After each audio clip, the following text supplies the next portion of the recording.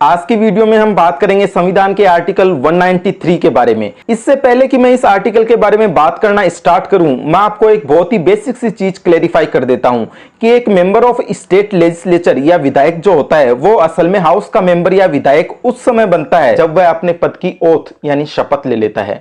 और जब तक एक मेंबर अपने पद की ओथ या शपथ नहीं ले लेता है तब तक ना तो उसे हाउस में बैठने या वोटिंग करने का कोई अधिकार मिलता है और ना ही उसे एक मेंबर से रिलेटेड जितने भी प्रिविलेजेज या विशेषाधिकार होते हैं उनकी प्राप्ति होती है। असल में ये सारे के सारे अधिकार उसे मिलते हैं ओथ लेने के बाद में ही।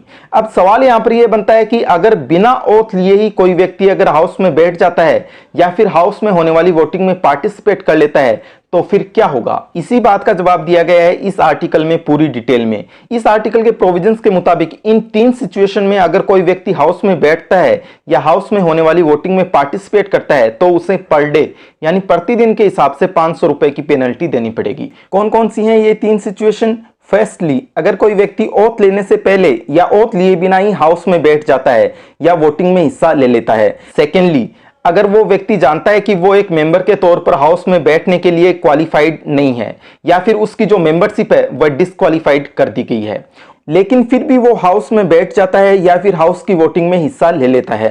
और थर्डली, या फिर वह व्यक्ति जानता है कि किसी कानून के अंतर्गत उसके हाउस में बैठने या वोटिंग करने पर रोक लगाई गई है। तो इस तरह से इन 3 सिचुएशन में अगर कोई व्यक्ति हाउस में बैठ जाता है या हाउस की वोटिंग में हिस्सा ले लेता है तो उस व्यक्ति को जो है 500 रुपए प्रतिदिन के हिसाब से पेनल्टी देनी ही पड़ेगी।